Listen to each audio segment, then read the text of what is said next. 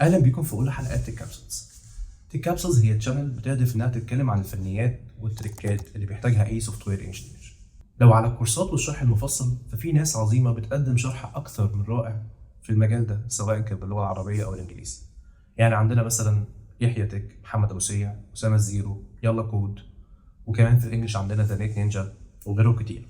هحاول اسيب لكم اللينكات بتاعتهم في الديسكربشن. اعرفكم بنفسي الاول، انا عمرو ياسر، بشتغل سوفت وير انجينير بقالي اكتر من 10 سنين في الفرونت اند، وبرضه اشتغلت في مجالات تانية زي الباك اند والموبايل اب ديفلوبمنت.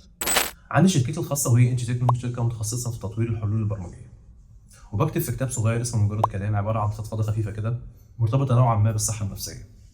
هسيب لكم برضه لينكاته في الديسكربشن. النهارده هقدم حاجه خفيفه في الفرونت اند، وهي اننا هنلعب شويه في الدوم بتاع ويب سايتس مشهوره زي نوشن، ونحاول نغير الفونت العربي بتاعها بشكل لوكالي عندك على الجهاز. طبعا ممكن نعمل اكتر من كده. الفكره الاساسيه معروفه من زمان، وهي اننا لما بنفتح اي ويب سايت فاحنا بنبعت ريكوست للسيرفر وبيرجع لنا ريسبونس. الريسبونس ده بيرجع في هيئه HTML و CSS وجافا سكريبت. وعن طريق الديف تول، واللي هي موجوده النهارده في كل المودرن براوزرز، وهي السلاح الاساسي لاي فرونت اند، نقدر ان احنا نغير ونعدل على الويب سايت بشكل لايف مباشر.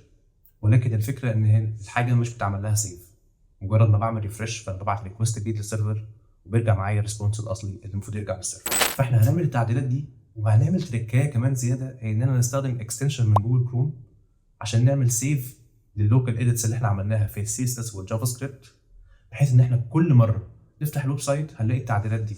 وهي دي الفكره اللي هيكون قائم عليها ان احنا نستخدم فونت عربي في نوشن على اللابتوب بتاعي عشان اغير شكل الفونت. ومش بس الفونت، ممكن الفونت العربي، الفونت الانجليش، الالوان، حاجات كتير اقدر اعمل لها كاستمايزيشن وهعمل لها سيف، بحيث ان كل مره افتح الويب سايت هيجي لي الويب سايت بالتعديلات اللي انا عملتها. يلا بينا نكتب الكود مع بعض. تمام، زي ما اتكلمنا في الفيديو من شويه، قلنا ان احنا هنقدر ان احنا نغير في الفيرتشوال دوم عشان نقدر ان احنا نموديفاي نوشن نميت النيدز اللي احنا عايزينها في البراوزر عندنا، زي ان احنا نغير الفونت بتاع العربي يبقى شيء فونت اشيك واحسن وريدبل اكتر. وكمان اكتشفت معلومه لما سجلت الفيديو اول مره، عشان كده اضطريت ان انا اسجله تاني، هي ان الاكستنشن اللي انا استخدمتها في الفيديو ما كانتش قويه او ما كانتش بتأدي الغرض 100%. فعملت ريسيرش تاني لحد ما الاقي الاكستنشن المناسبه، ولقيتها الحمد لله، وهنطبق عليها الفيديو النهارده. فالنهارده هنعمل ايه؟ هنغير الفونت بتاع نوشن في العربي، وكمان لو عايزين نغير الانجليش. والميزه كمان اللي احنا هنعملها ان احنا هنغير الدايركشن بتاع الكلام العربي، لان اي حد بيستخدم نوشن عارف ان المشكله بتاعه العربي والانجليزي ان لما تكتب جمله عربي وفي وسطها انجلش، هو باي ديفولت الدايركشن بتاع الكلام LTR او ليفت رايت، فبالتالي الكلام بيحصل فيه اوفرلابنج رهيب، ما بتبقاش عارف بدايه الجمله فين من اخرها، ودي عندي مشكله كبيره جدا. فهنقدر ان احنا نلسن او نشوف ايه الاليمنتس اللي موجوده في البيج فيها تكست عربي، وهنعمل موديفاي للاليمنتس الخاصه بالتكست ده عشان نقدر ان احنا نفرقه لوحده ونعمل عليه ستايلنج او نغير الدايركشن بتاعه. هنا بقى هيواجهنا مشكله كبيره جدا، ان نوشن عاملين سكيورتي لاير رهيب. السكيورتي ده بيبريفنت اي ميوتيشن بيحصل على الاليمنتس في الكلاينت سايد. هم بيعملوا ده عشان مش عايزين حد يعمل اكستنشنز او حد يلعب في الدوم عندهم ويغير من نوشن. فبالتالي اي حاجه بتحصل، على سبيل المثال انا دلوقتي حبيت ان انا اجي عند ديف معين واغيره في الدوم، دخلت على ديف تول، غيرت الاليمنت ده من ديف لسبان او من ديف لباراجراف او ايا كان، في نفس اللحظه هيحصل ريفيرت للي انت عملته، وهيطلع لك وورنينج في الكونسول بيقول لك ان في ميوتيشن حصل، واحنا عملنا له ريفيرت او عملنا له بريفنشن ان احنا اصلا نمنع ان ده يحصل. ولكن على حسب الارتكل اللي اتكلموا فيه في البلوج بتاعتهم عن الموضوع ده، ذكروا ان هم سابوا حاله واحده بس ممكن يحصل فيها ميوتيشن للاليمنتس ومش هيعملوا ريفيرت ليها، والحاله ديت هي ان تضيف دايركشن للاليمنت اللي هو الاتريبيوت اللي اسمه داير. وده لان كان في حد عامل اكستنشن بتعمل نفس اللي احنا هنعمله النهارده بالظبط، والاكستنشن ديت يعني باظت او حصل لها مشكله لما هم ضافوا السكيورتي لاير ده، لان هو كان بيلعب ان هو يعمل ديتكشن للتكست العربي اللي موجود في الويب سايت ويغير ويعمل نفس اللي احنا عايزين نعمله النهارده بالظبط. فهم منعوا ده، ولكن سابوا الاوبشن ده بس عشان خاطر لو حد عايز يعمل اكستنشن للدايركشن او للعربي. وده معناه ان هم ممكن يسبورتوا ده في المستقبل. طب احنا هنعمل ده النهارده ازاي؟ واحده من الاي بي ايز القويه جدا في الجافا سكريبت اسمها الميوتيشن اوبزرفر. الميوتيشن اوبزرفر من اسمها هي بتلسن او بتوبزرف اي تشينج بيحصل في الدوم، وبتلوج الكلام ده او يعني بتديتكت الكلام ده، وبتقدر انت تلوج وتعرف ايه اللي حصل في الديف ده او في البيرنت ده. على سبيل المثال انا هاجي هعرف ميوتيشن اوبزرفر جديد واقول له ان هو يلسن او يوبزرف على البودي تاج اللي هو جوه الويب سايت كله. ده معناه ان اي تشينج هيحصل في البودي تاج، ان انا زودت كلاس، غيرت اتريبيوت، ضفت نود، شلت نود، غيرت اليمنت، كل ده هقدر ان انا اديتكت كل حاجه حصلت، اي عمليه ميوتيشن حصلت على الاليمنت ده هو والتشايلد بتوعه كلهم. فيلا بينا بقى نشوف ده عملي ونعمل ده خطوه بخطوه. اول حاجه محتاجين نعملها هي اننا هنشوف الاكستنشن اللي بنقدر ان احنا نوفر رايت الجافا سكريبت والسي اس اس اللي موجودين في الويب سايت بتاعنا. من احسن الاكستنشنز اللي انا شفتها بعد الريسيرش اللي عملته هي حاجه اسمها يوزر جافا سكريبت اند سي اس اس. هنكتب كده في جوجل هيظهر لنا اول واحده نكليك عليها، هنعمل انستول للاكستنشن ديت. الاكستنشن فيري سمبل، يعني مجرد ما دخلت على الويب سايت اللي عايز ادخل عليه عملت لها اد. طيب هنخش على نوشن، خلينا نكريت بيج جديده. البيج دي هنسميها تيست عربيك. طيب هنعمل لنا ايه؟ عايزين نكتب شويه تكست عربي عشان نشوف هنعمل عليه ازاي. هنيجي هنا على ويب سايت حلو قوي اسمه مولد النص العربي، هيدينا شويه تكست عربي ممكن ناخده كوبي ونرجع هنا هنعمل بيست. خلينا نعمل بيست، وبعدين هنيجي برضو على الليرم ابسون اللي هو الجنريتور بتاع التكست بس بالانجلش، وهناخد برضو شويه سامبلز. يعني ممكن برضو نيجي هنا نعمل جنريت وناخد برضو سامبلز تانية انجلش، عشان عايزين نعرف ازاي احنا هنفرق التكست العربي بس من ضمن التكست كله. فخلينا نبيست ده هنا، ممكن ناخد ده كده برضو ونبيست هنا، يبقى عندنا كلام عربي وكلام انجليزي. لو لاحظنا هنلاقي ان التكست العربي واخد نفس الدايركشن ونفس كل حاجه زي التكست انجلش بالظبط. طبعا ده ما ينفعش مع العربي لان احنا كده هيبقى القرايه صعبه جدا. ولو جينا هنا ودخلنا كلمه انجليزي في النص، يعني مثلا جينا هنا كتبنا work مثلا، هتلاقي مش عارف تقرا الكلام. فاحنا عايزين نصلح الكلام ده بحيث ان حتى لو الجمله فيها انجليزي في وسط العربي تبقى مقروءه ويبقى الدايركشن بتاعها مظبوط. طيب هنيجي عند الاكستنشن بتاعتنا هنكليك عليها بلس. طبعا احنا ما عندناش الويب سايت ده، ما عملنالوش اي رول قبل كده او ما ضفناش اي موديفيكيشن، فهتلاقي ما فيش اي رولز. لو عملنا رولز قبل كده هناخد بالنا ان في لسته من الرولز اللي عملناها. لما كليك على بلس هلاقي حاجه حلوه جدا، هلاقي ان هو ضاف لي رول، ولكن الرول دي هو ضافها للباترن ده، لليو ار ال باترن، يعني الدومين ده واي سب دومين جواه. وده كان عيب الاكستنشن اللي فاتت اللي انا كنت سجلت بيها الفيديو، انها كانت بتعمل نفس اللينك بالظبط. فلو انا رحت على بيج ثانيه جوه نوشن هضطر ان انا ابلاي عليها نفس السي اس اس والجافا سكريبت ده. طبعا ده كانت مشكله، ولكن هنا هو بيابلاي على اليو ار ال باترن وكل السب دومينز والسب دايركتوريز والسلاشز اللي جواه. فلو كان دومين نوشن سلاش كذا سلاش اي حاجه، كل ده هيتابلاي عليه اللي احنا هنعمله دلوقتي. طيب هو بيدينا تو سايدز، على الشمال بنكتب الجافا سكريبت، على اليمين بنكتب السي اس اس بتاعنا. تمام. دلوقتي انا عايز احدد التارجت نود بتاعتي اللي انا هلسن عليها او هاوبزرف النود ديت هي وكل التشايلدز اللي جواها. فهاجي اقول له كونست تارجت نود بتساوي طبعا البيرنت اللي جواها الويب سايت كله هي الدوكيمنت. تمام دوت بودي. من الحاجات الحلوه جدا في الاكستنشن ديت انها جواها الاوتو كومبليت لاغلب الحاجات، فدي هتساعدك جدا كانك بتكتب في الاديتور بالظبط. حلوه جدا. طيب بعد كده هنعمل ايه؟ هعرف الاوبزرفر بتاعي كونست اوبزرفر هيساوي، هعرف الميوتيشن اوبزرفر. كده انا عرفت الاوبزرفر بتاعي. الاوبزرفر ده بياخد كول باك وهي الميوتيشن مثلا على سبيل المثال، او الانتريز اللي بيحصل جواها. هنا دي كل الانتريز او كل حاجه حصل عليها تغيير في الاليمنتس. وهنيجي هنا نقول له مثلا console.log، خلينا نلوج الميوتيشنز دي. تمام حلو جدا. طيب بعد كده انا كده عرفت ان الاوبزرفر بتاعي ان هو هيعمل ايه، هيلسن على كل الميوتيشنز اللي هتحصل جوه الدوكيومنت دوت بادي او البادي تاج، وهيلوج كل اللوجز او كل التغييرات اللي حصلت اللي هنعملها في وسط البيج او اللي هتتعمل في البيج. طيب عايز بقى اقول له اوبزرف، عايز اقول له بقى ابدا لاحظ البادي. هقول له ايه بقى؟ هقول له observer دوت observe.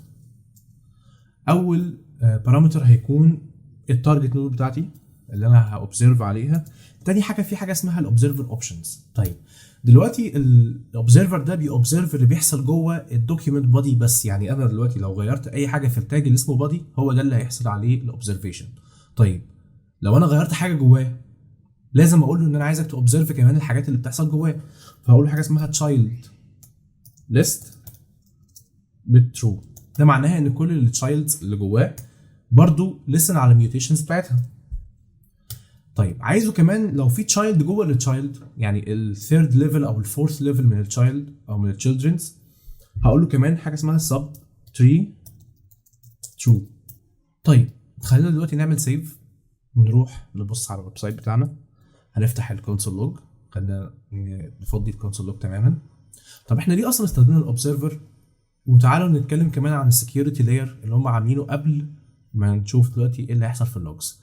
استخدمنا الميوتيشن سيرفر عشان انا لو عايز اديتكت الاليمنتس اللي جوه الدوم ديت. عندي مشكله ان انا دلوقتي لما البيج بتلود الاليمنتس بتلود عن طريق اي بي اي كولز بتحصل جوه الويب سايت بتاع نوشن. فبالتالي لو انا قلت له دلوقتي لوج الدوكيومنت دوت كويري سيلكتور اول مثلا وهات لي كل النودز اللي اسمها على سبيل المثال هنا، لو هنا خدت بالي هتلاقي مثلا دي اسمها نود ترانسليت، فهاجي مثلا اقول له document dot query selector all dot translate. اول ما البيج هتلود مش هيكون الاليمنتس دي موجوده، فبالتالي هو هيرجع لي اري فاضيه مفيش اي حاجه جواها. فانا بلسن على البادي عشان البادي اوتوماتيك كل ما يحصل ميوتيشن ويضاف جواه اليمنت جديد هيتعمل لي برنت لكل الاليمنتس الموجوده في نوشن او في كل كل الاليمنتس الموجوده في البيج دي. طيب انا دلوقتي فاتح هنا الكونسول قبل ما نبص على اي حاجه، وجيت هنا خليت زودت كلاس سميته عمار.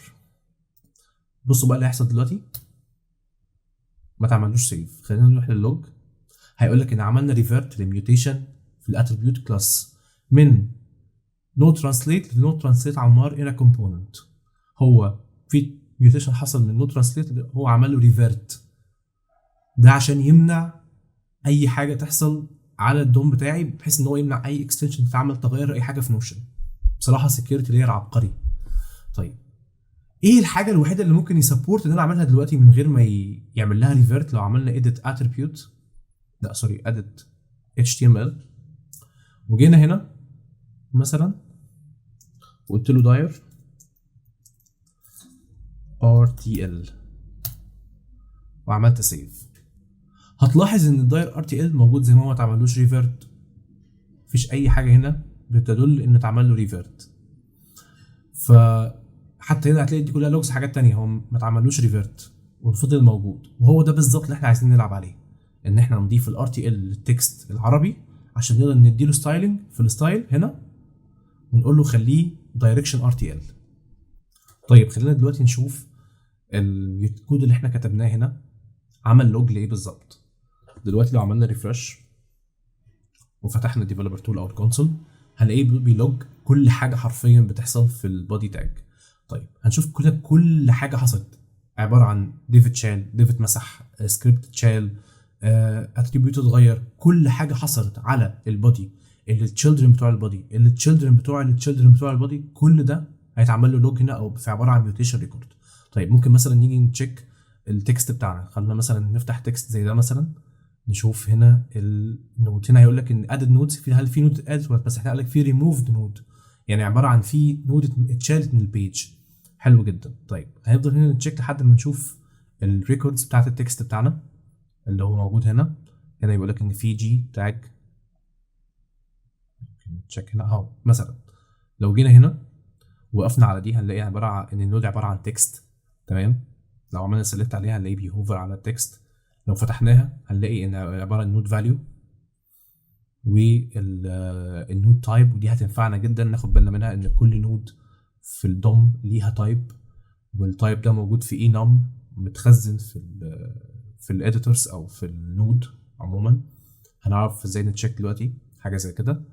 وهلاقي التكست نفسه، التكست كونتنت اهوت، كل تفاصيل التكست element موجوده عندي، وعلى نفس المنوال في كل التكست موجود. هنا برضو لو وقفنا على التكست هلاقي ده تكست تاني، لو جيت وقفت هنا هلاقي ده التكست العربي التاني، وهكذا. طيب حلو جدا، تعالوا بقى نفلتر الكلام ده وناخد منه بس النودز اللي جواها تكست عربي.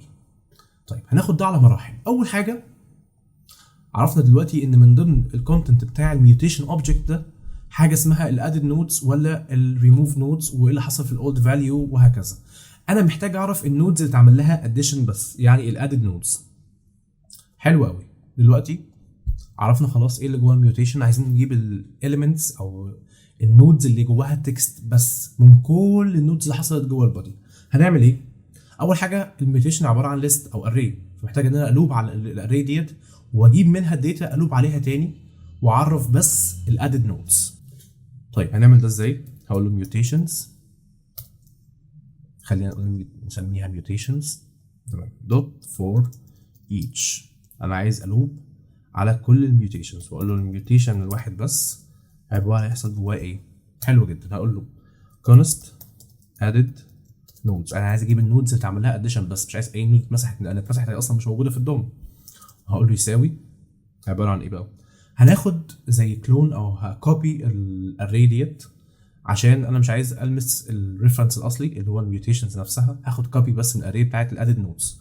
فهقول له mutation دوت added nodes، وبعد كده هفلتر الاري ديت وهجيب منها النودز اللي نوعها تكست بس. هقول له دوت فلتر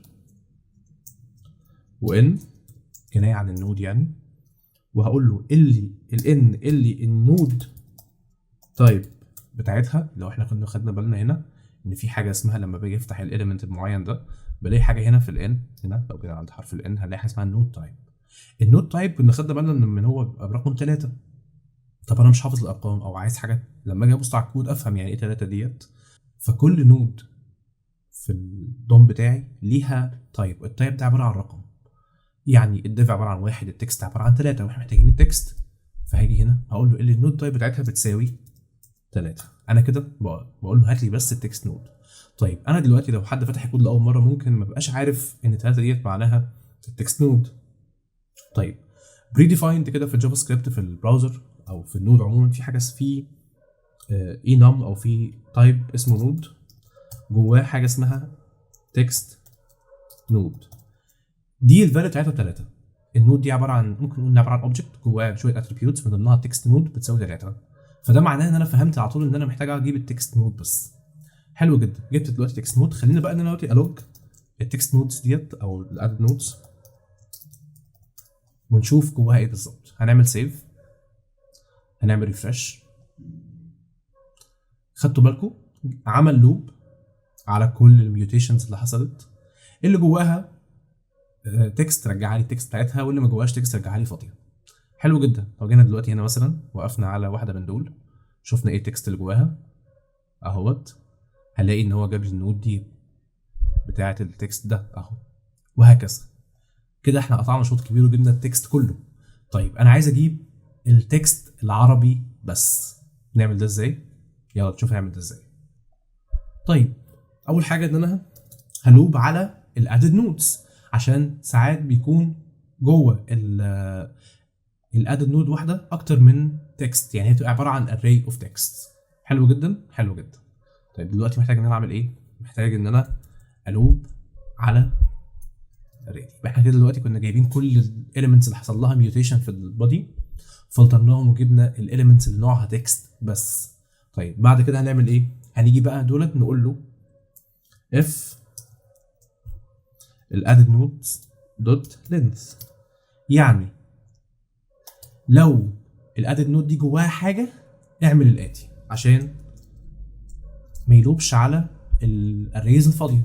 حلو، هتعمل ايه بقى؟ هقول له فور، تمام، ونعرف let I بتساوي 0، I أصغر من الأدد نود دوت لينج. حلو. والآي بس حلو جدا. طيب أنا عايز أعمل هنا إيه بقى؟ طب أنا أعرف إزاي إن التكست ده عربي؟ محتاج إن أنا أتشيك أو أتست إذا كان التكست عربي أو لأ. طيب أنا هنا هلجأ لحاجة اسمها regular expression. regular expression هي عبارة عن سيمبلز معينة بكتبها، بقدر إن أنا أفلتر بيها السترينج أو أعمل مانيبيوليشن عليه وأطلع منه الداتا المعينة اللي أنا عايزها بالظبط. طيب regular expression موضوع توبيك كبير جدا ليه أغلب تفرعاته، ولكن باختصار ممكن نستعين بحاجة بسيطة جدا، وهي لو كتبنا في جوجل مثلا check Arabic text with JavaScript، هنخش على أول سؤال. أول أنسر هتلاقيها قدامك هو حاطط لك الريجولار اكسبريشن اللي بيتشيك العربي، وكاتب لك ازاي تتشيك العربي بتاعك. يعني هو ده التست اللي هو بيتست بيه كلمة عربية، واخد التشيك، وعن طريق ميثود جوه السترينج اوبجكت اسمها تيست، بتست الارابيك ده، بتست فيه السترينج. لو التكست عربي بيرجع ترو، لو مش عربي بيرجع فولس، وده اللي احنا محتاجينه بالظبط. طيب هناخد الكونست او بتاع ريجولار اكسبريشن ونرجع تاني هنا. هقول له طبعا كونست مش فار، طبعا موضوع الكونست والفار ده يطول شرحه، ممكن نتكلم عنه بعدين. طيب حلو جدا. حلو. وبعدين هقول له بقى ايه؟ عايز اجيب التكست اللي انا هعمل له تيست. هقول له كونست تكست كونتنت مثلا هيساوي ايه بقى؟ الادد نودز اي دوت تكست كونتنت. كده انا جبت الكونتنت الموجود جوه التكست نود. باقي بقى اخر واهم خطوه، هقول له اف تشيك لو الارابيك دوت تيست تكست كونتنت، والاهم من كده اقول له لو في تكست كونتنت عشان الكود ما يضربش. يبقى انا بقول له في تكست كونتنت والارابيك دوت تكست كونتنت ده بترجع ترو، هتعمل الاتي. ايه اللي هو يعمله؟ عايزه يروح للبيرنت بتاع التكست ده اللي هو بقى ديف سبان بي اي رابر جواه، لان هو حاليا بيلوب على التكست الصريح، لان التكست لوحده في الدوم ده عباره عن نود اسمها تكست. فانا عايز اضيف بقى كلاس او حاجه بضيفها للبيرنت اللي جواه التكست نود. فهقول له ايه؟ هقول له هنا ساعتها add node i دوت parent node، روح للبيرنت نود بتاعه التكست ده دوت set attribute، واقول له dir ب rtl. حلو جدا. نحب بقى نشوف الريزلتس بتاعت الكلام ده. هنعمل سيف، نروح نعمل ريفرش. زي ما انتم شايفين الموضوع اوتوماتيك اتعمل اهوت.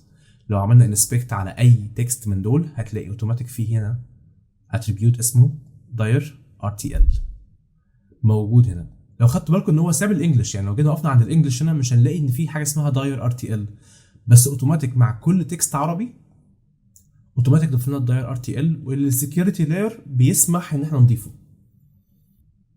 كده احنا قطعنا 80% من المشروع ده او من الشوط ده. باقي اخر 20% ان هو ان احنا نضيف ستايل تكست للبروجكت بتاعنا او للنوشن بتاعنا. هنعمل ايه؟ هنروح على عملاق الفونتس جوجل فونتس، نختار الفونت المناسب لينا. ممكن مثلا انا بحب المراعي، الفونت ده جميل جدا، اقول له جيت فونت. حلو. هيقول لي جيت للامبيدد كود، انا محتاج الكود بتاع السي اس اس. بيقول لي خد الكود، هتعمل امبورت للفونت في ملف السي اس اس، هاخده كوبي وارجع هنا للسي اس اس اضيفه. جميل جدا، حلو قوي. وبعدين بيقول لك عشان تضيفه محتاج انك تضيفه بالشكل ده. طبعا هو مدينا هنا الويتس كلها من اول 300 لحد 800 عشان احنا عاملين سيلكت للويتس ديت. طيب حلو جدا. انا محتاج ممكن على سبيل المثال اخد بس الريجولر. حلو جدا. فانا هحتاج الكود ده. طيب جميل. هاجي هنا واقول له انا مش هسلكت بالكلاس بقى، انا هسلكت بالاتريبيوت، اقول له اي اليمنت جواه الداير بتساوي RTL، ضيف لي الفونت ده وهعمل سيف. مجرد ما هنرجع ونعمل ريفرش زي ما انتم شايفين عملنا ابلاي للفونت وخلينا كمان الدايركشن من اليمين للشمال في العربي. اتمنى يكون الدرس عجبكم. اشوفكم في حلقه جديده من تيك كابسولز نتكلم فيها عن شويه كابسولز وتريكات في عالم السوفت وير انجينيرنج. سلام.